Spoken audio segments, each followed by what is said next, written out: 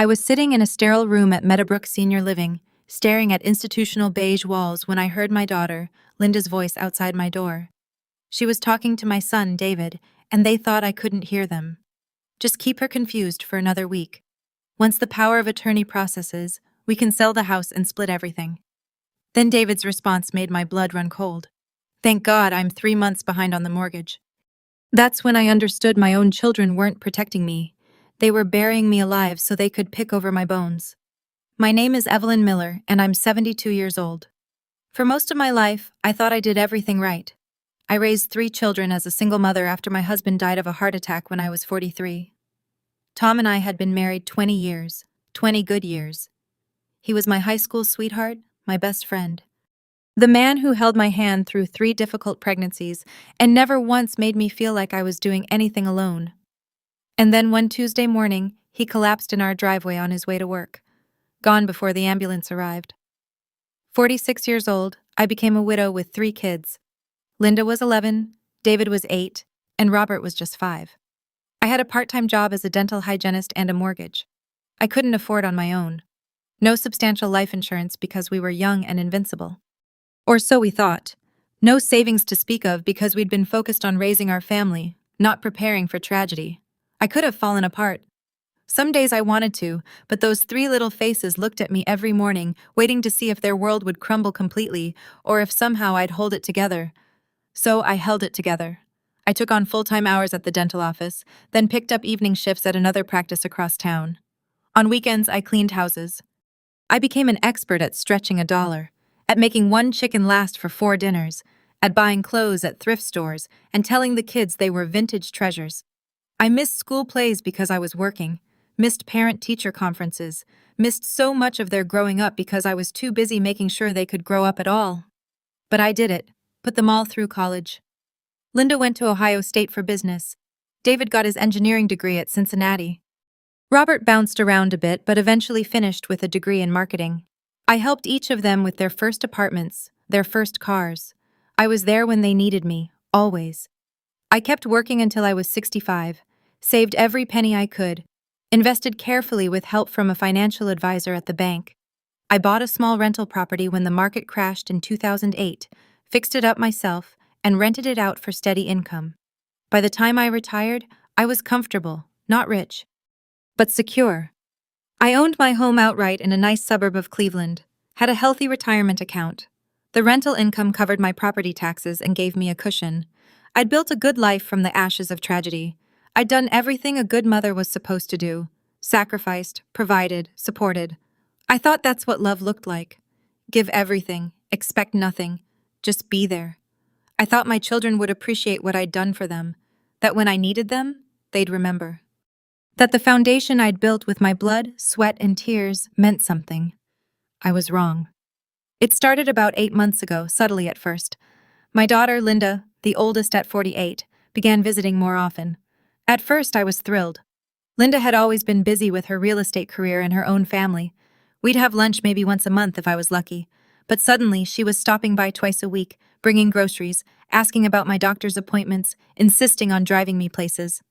"Mom, you shouldn't be driving so much at your age," she'd say with that concerned smile that I now recognize as something else entirely. What if something happens? I'd laugh it off. I was 71, not 91. I still drove to my book club, to the grocery store, to visit my sister Patricia across town. I was healthy, active, and sharp as ever. But Linda was persistent. Then my son David started calling more often. David, 45, lived 2 hours away in Columbus, and had always been the distant one. We'd talk on holidays, maybe see each other 3 or 4 times a year. Suddenly, he was calling every other day. "Just checking in, Mom, making sure you're okay."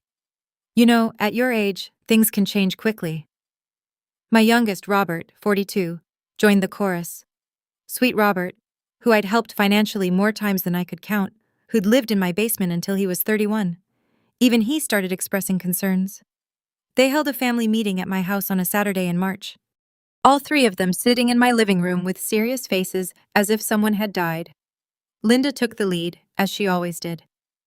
"Mom, we're worried about you," she began, and I felt my stomach drop. "We've noticed some things. You've seemed forgetful lately. Last week you mentioned you forgot to take your blood pressure medication, and Patricia told us you got confused about what day your doctor's appointment was. I stared at her. I forgot to take my pill one morning because I was rushing to help at the church bake sale, and I mixed up my appointment because it was rescheduled twice. That's not being senile, Linda. That's being human. But they were prepared. They had a whole list.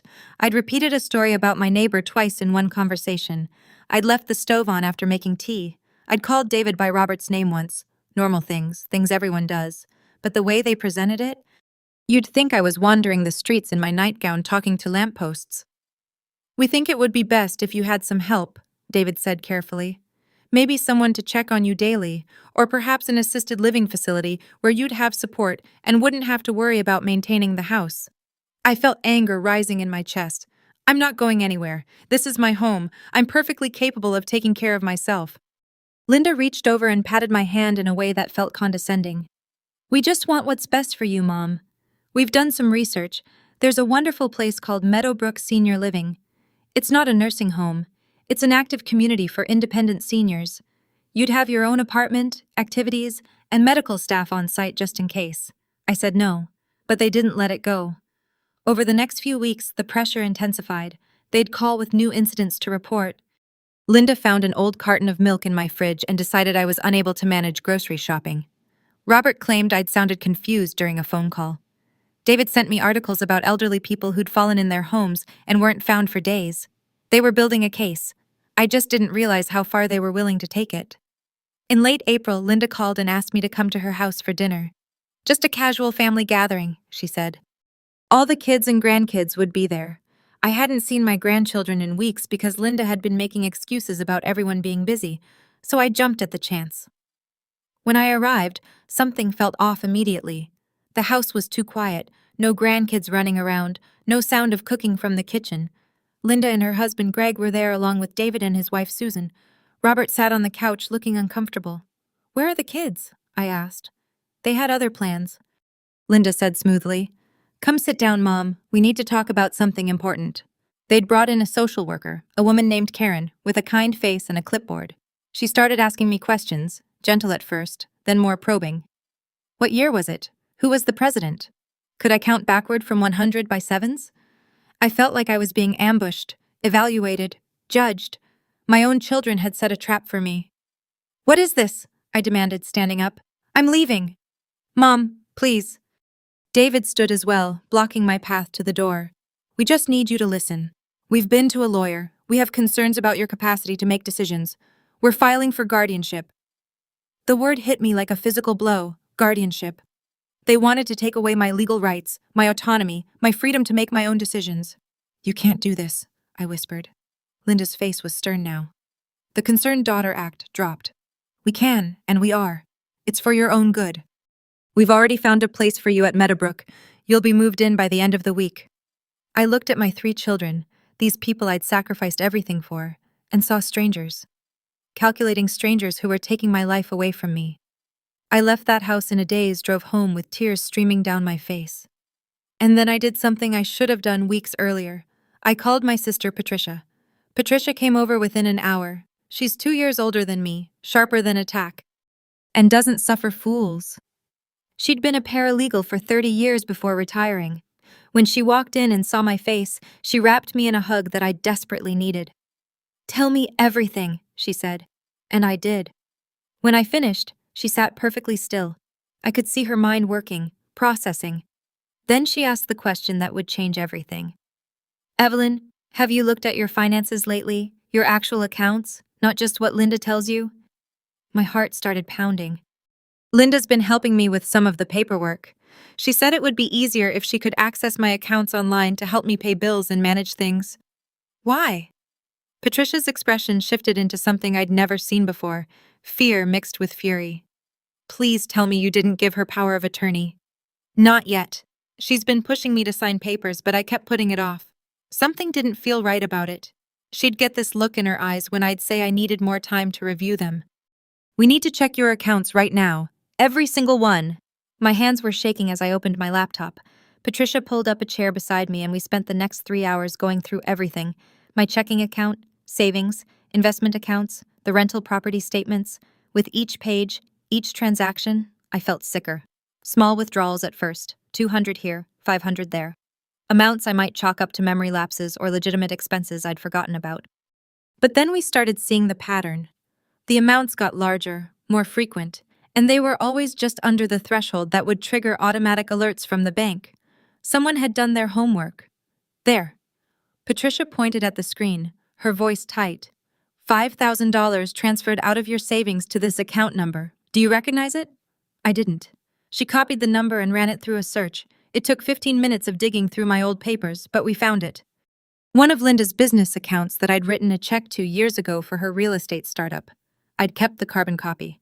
The room started spinning, my own daughter.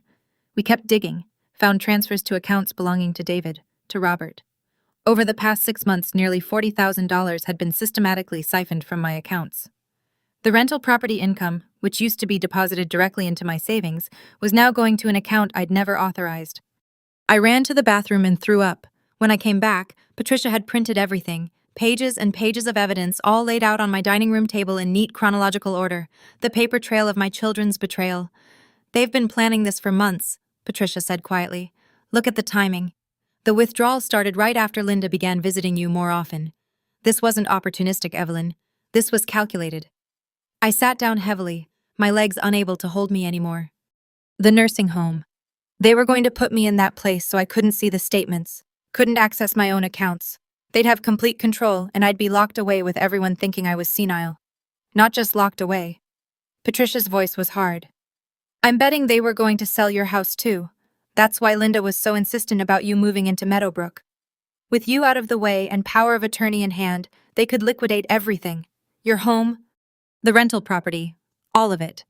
By the time you realized what was happening, if you ever did, it would all be gone. The betrayal hit me in waves. These were my babies, the children I'd held when they were sick, whose skinned knees I'd bandaged, who I'd stayed up with all night when they had nightmares. I'd given them everything, including apparently the roadmap to rob me blind. I looked at Patricia, and I couldn't stop the tears anymore. How could they do this? I'm their mother. I know, honey. She grabbed my hand. I know, but we're going to fix this. We're going to protect you and make sure they can't take another penny. Patricia looked at me with fire in her eyes. We're going to fight this, but first we need to protect your assets today. She made phone calls. Within 2 hours, I had an appointment with an attorney friend of hers, a woman named Margaret Chen, who specialized in elder law. By the end of that day, I'd done several things. First, I'd revoked any informal access Linda had to my accounts and changed all my passwords. Second, I'd documented every unauthorized transfer with dates and amounts. Third, I'd filed a police report for financial exploitation of an elderly person. Fourth, I'd sent a cease and desist letter to my children's guardianship attorney. And fifth, I'd made a decision that even Patricia thought was extreme. I was going to sell everything and disappear. Evelyn, think about this, Patricia said. You'd be leaving your whole life behind. What life? I asked her. My children have made it clear that they see me as nothing but a bank account with an expiration date. My friends will hear about this guardianship filing and wonder if I really am losing my mind. This house, this town, it's all tainted now. Everything I built was supposed to be for them, and they couldn't even wait until I was dead to take it. Patricia understood. She'd been through her own betrayal when her husband left her after 30 years. Sometimes the only thing left to do is start over. We moved fast. The attorney helped me establish an irrevocable trust for my assets with Patricia as the trustee. I put my house on the market, the rental property too. I liquidated my investments into accounts my children couldn't touch. I even sold my car, my furniture, anything of value. Linda called repeatedly. I didn't answer. David showed up at my door. I didn't let him in.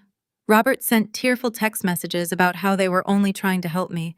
I blocked his number. Through the attorney, they were informed that their guardianship petition was being contested, that evidence of financial exploitation had been turned over to the police, and that any further harassment would result in restraining orders. The house sold in 3 weeks. In this market, a well-maintained home in a good school district went fast. I made a healthy profit. That's when I told Patricia my plan. I was moving to Portugal. I'd always wanted to live abroad. When my husband was alive, we talked about retiring somewhere warm and beautiful, somewhere our money would stretch further and we could actually enjoy life. We'd never gotten the chance, but I still could. I'd been researching Portugal for years. The Algarve region, with its stunning coastline, mild climate, and welcoming expat community, English was widely spoken. The cost of living was reasonable, and Portugal had a special visa program for retirees with sufficient income. My attorney helped me set up the trust so that I'd have monthly income distributed to me overseas. Patricia would manage the trust assets. Everything was legal, protected, and completely out of my children's reach. I booked a one-way ticket to Faro, Portugal for June 15th. I didn't tell anyone except Patricia and the attorney. Not my book club friends, not my church group, not even my sweet neighbor, Mrs. Henderson, who'd lived next door for 20 years. I couldn't risk word getting back to my children. The day before my flight, Linda, David, and Robert showed up at my door together. They'd clearly coordinated this ambush. I watched them from the window, saw Linda's face when she realized there was a sold sign in the yard. She started pounding on the door. "Mom, open this door right now! What have you done? You can't sell the house without telling us." But I could. It was my house, and I'd already moved all my personal belongings to a storage unit that would be shipped to Portugal once I found a place to live. I opened the door with the chain still on. "I'm not going to a nursing home. I'm not signing over my rights to you, and I'm not giving you another penny of my money." David pushed forward. "You're sick, Mom. You're not thinking clearly. We're trying to help you." "No," I said clearly. "You're trying to steal from me. I know about the money, all of it. I filed a police report. I've hired an attorney, and I'm leaving." Linda's face twisted into something ugly. "You ungrateful, selfish woman. After everything we've done for you, you're going to regret this." "The only thing I regret," I said, "is wasting my life on children who see me as nothing but an inheritance to claim early." I closed the door. They stood outside yelling for another 10 minutes before they finally left. The next morning, Patricia drove me to the airport. We both cried at the security gate. She was the only family I had left that I trusted. "Go live your life," she told me. "Really, live it. You've earned it." I boarded that plane, feeling lighter than I had in years. Portugal was everything I'd hoped it would be, and more. When the plane began its descent into Faro, I pressed my face to the window like a child and watched the coastline come into view. Golden cliffs, turquoise water, white buildings with terracotta roofs climbing up hillsides. It looked like a painting, like something from a dream I'd forgotten I had. I stepped off that plane into air that smelled like salt and sunshine, and something in my chest loosened, something that had been clenched tight for 30 years. I stayed in a small hotel in Faro for 2 weeks while I explored. Every morning I'd wake up, have a coffee, and paste nada at a cafe and just walk. No agenda, no obligations. Nobody expecting anything from me. I'd wander through markets where vendors sold fresh fish and bright produce. I'd sit in churches hundreds of years old and just be still. I'd watch the sun set over the water and realize that for the first time in decades, I wasn't worrying about anyone but myself. It felt strange, foreign, wonderful. I looked at properties in several towns. Tavera with its Roman bridge, Albufeira with its bustling beach scene. But when I got to Lagos, I knew I was home. There was something about this town with its medieval walls and hidden beaches, its mix of locals and expats, its authentic Portuguese feel that hadn't been completely overtaken by tourism. I found an apartment on my third day in Lagos. It was on the second floor of a traditional building on a quiet street just off the main plaza. The landlord, a kind man named Joe, who spoke perfect English, showed me around. 2 bedrooms with high ceilings and crown molding, tall windows that let in streams of golden light, a modern kitchen with blue and white tiles, and the balcony. Oh, the balcony. It overlooked a small plaza with a fountain where people gathered in the evenings. I could see a slice of the harbor in the distance. "The rent is €650 per month," Zhang said. "Utilities included, €650, less than $800. My mortgage in Cleveland had been €2,200. I almost laughed. "I'll take it," I said. I signed the lease that afternoon. Bought simple furniture from local shops, a bed, a couch, a small dining table. Nothing fancy. Everything felt temporary and permanent all at once, like I was playing house in someone else's life. But it was my life. Finally, I spent my first week just settling in, learning the neighborhood, finding the best bakery, the market with the friendliest vendors, the cafe with the strongest coffee. I bought fresh flowers for my kitchen counter, hung curtains, set up a little corner by the window where I could paint. I joined a local expat book club that met twice a month at a wine bar near the marina. The members were mostly women my age or older. Americans, Canadians, Brits, even an Australian named Grace, who'd moved to Lagos after her husband died, just like me. We bonded immediately over being widows who'd discovered life wasn't over just because our husbands had died. I spent 10 years being the grieving widow. Grace told me over wine one evening. Then I woke up and realized I was 68, and I'd been so busy being sad that I'd forgotten to live. So I sold everything and moved here. Best decision I ever made. I understood completely. I enrolled in Portuguese lessons at a community center, twice a week. I'd sit in a classroom with other foreigners, stumbling over verb conjugations and pronunciation. Our teacher, a patient woman named Katerina, would smile encouragingly every time I butchered another word. Mutom Evelyn, she'd say. Very good, even when it wasn't. I started painting again, something I hadn't done since college. I'd set up my easel on the balcony in the mornings and paint the plaza, the buildings, the light. I wasn't good, but I didn't need to be. It was just for me. I walked to the beach almost every day. The Priadona Ana with its dramatic cliffs and grotto, the Maya Priya, a long stretch of golden sand perfect for long walks. I'd roll my pants up and walk in the surf. Let the Atlantic wash over my feet and think about how far I'd come. Not just in miles, but in everything else. For the first time since Tom died 30 years ago, I felt free.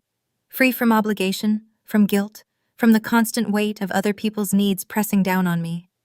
I was just Evelyn, not Mom, not Grandma, not the woman who would fix everything, bail everyone out, sacrifice herself, just Evelyn, and I was learning to like her. Patricia and I video chatted weekly. She sent me updates on the legal situation back home. The police investigation into my children's financial exploitation was ongoing. The guardianship petition had been dismissed once the judge saw the evidence of their theft and my clear competency. My children had hired a lawyer to fight the allegations, but the paper trail didn't lie. They're claiming they were just helping you manage your money and you got confused about giving permission, Patricia told me. But the timestamps and amounts tell a different story. Let them claim whatever they want.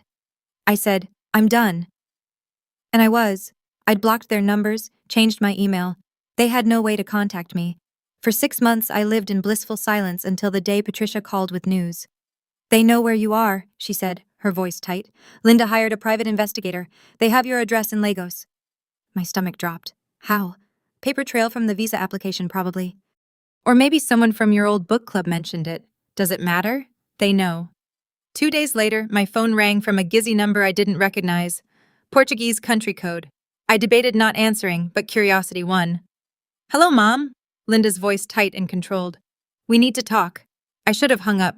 But years of conditioning, of being the mother who always picked up, always listened, always helped, made me hesitate. How did you get this number? That doesn't matter. What matters is that you've lost your mind, running off to Portugal like some kind of irresponsible teenager. Do you have any idea what you've done to this family? The audacity of it took my breath away. What I've done? David lost his job last month. He needed help and you were nowhere to be found. Robert's going through a divorce and needs money for legal fees, and I had to take out a second mortgage because the income from your rental property stopped when you sold it. We're your children, Mom. You're supposed to help us. I walked out onto my balcony, looked at the Portuguese sky, and felt something cold and clear settle over me. Linda, let me make something very clear. You and your brothers stole from me. You tried to have me declared incompetent so you could steal more. You were willing to lock me away in a facility, take away my freedom, my dignity, my autonomy, all so you could get your hands on my money. And now you're calling me in the country where I've finally found peace to tell me I'm supposed to help you. We're your children, she was shouting now. You're supposed to take care of us. That's what mothers do. I did take care of you for your entire lives. I worked myself to exhaustion to put you through college. I helped each of you with down payments on houses. I've bailed Robert out financially more times than I can count. I babysat your children, Linda. Every week for years, so you could build your career. I gave and gave and gave. And the moment you thought I was vulnerable, you tried to rob me blind. That's not... We were trying to help manage your money because you were getting confused. Stop lying. My voice was steel. I have documentation of every unauthorized transfer. The police have it. My attorney has it. You can't gaslight me anymore. There was silence on the other end. Then David's voice. He must have been on the call the whole time. Mom, please, I really do need help. I'm behind on my mortgage. I could lose the house, the kids. Your kids are not my responsibility. They're yours. You're a grown man, David. You're 45 years old. Figure it out. But you have money, Robert's voice now, whiny like he was still 12. You sold everything. You must have hundreds of thousands. You're living in Portugal while we're struggling here. How is that fair? I laughed. And it wasn't a kind sound. Fair? You want to talk about fair? I'm 72 years old. Robert, I earned this money through decades of hard work. I saved it, invested it, sacrificed for it. It's mine. And after what you three tried to do to me, you're lucky I'm not pressing charges. My attorney advised me that I have grounds to pursue full restitution plus damages. You wouldn't dare, Linda again, her voice venomous. If you do that, you'll never see your grandchildren again. The threat hung in the air, the cruelest weapon she could use. Linda, I said softly, I haven't seen my grandchildren in almost a year. You've been keeping them from me since all this started. You've already taken them away. You're just making the threat explicit now. And honestly, I feel sorry for them growing up with parents who taught them that love is transactional, that family is just about money, that it's acceptable to exploit the vulnerable. You're raising them to be just like you. I heard her sharp intake of breath. Here's what's going to happen, I continued. You're going to hang up this phone. You're going to stop looking for ways to contact me. You're going to accept that I don't owe you anything. Not my money, not my time, not my forgiveness. I'm going to live the rest of my life in peace in a place I love, doing things that make me happy. And you three are going to have to figure out how to be adults without Mommy's bank account to bail you out. Mom, David started, but I cut him off. I want you to understand something. The mother you knew, the woman who would do anything for her children, who would sacrifice everything to make you happy. She died the day you tried to put her in a nursing home to steal her inheritance. I'm someone new now, someone who finally puts herself first, and I like this version of me a lot better. You're going to die alone, Linda hissed. Old and alone in a foreign country with no family. Better alone with dignity, I said, than surrounded by vultures waiting for me to die. Goodbye, Linda. Goodbye, David. Goodbye, Robert. Don't call again. I hung up, blocked the number, and then I did something I hadn't done in front of my children since their father's funeral. I cried, but these weren't tears of sadness. They were tears of release, of grief for what I'd thought I had, and relief for what I'd escaped. I cried for the mother I'd been, who'd believed that unconditional love and sacrifice would create unconditional love in return. I cried for the years I'd wasted feeling guilty for wanting anything for myself. I cried for the grandmother I'd never be to Emma, Sophia, and Jackson. And I cried because even after everything, part of me still loved them, the them they could have been, the them I'd raised them to be. When the tears stopped, I splashed cold water on my face and made myself a cup of Portuguese coffee, strong and sweet. I carried it out to my balcony and watched the evening unfold in the plaza below. A young couple with a baby, an old man feeding pigeons, teenagers laughing over ice cream, life continuing, simple and beautiful and uncomplicated. My phone buzzed. Patricia, you okay? Linda called me screaming about how you're abandoning the family and you're going to die alone and regret everything. I typed back, I'm perfect. Tell her to lose your number too. Her response came immediately. Already did. Love you, sis. Proud of you. Those 4 words, proud of you, made me cry again. But these tears were different, lighter somehow. That evening, I met my book club friends at our favorite restaurant. We ate grilled sardines and drank vino verde and argued passionately about the ending of the book we just finished. Nobody asked me for money. Nobody questioned my competence. Nobody wanted anything from me except my thoughts and my company. Maria, a retired teacher from Boston, raised her glass. To Portugal, to second chances, added James, a widower from London. To freedom, I said, and we all drank. Walking home that night along the cobblestone streets, I thought about the life I'd left behind and the life I'd found. About how sometimes the people who should protect you are the ones you need protecting from. About how it's never too late to save yourself. I thought about my children and whether they'd ever understand what they'd really lost. Not my money, me. But that was their lesson to learn, not mine to teach anymore.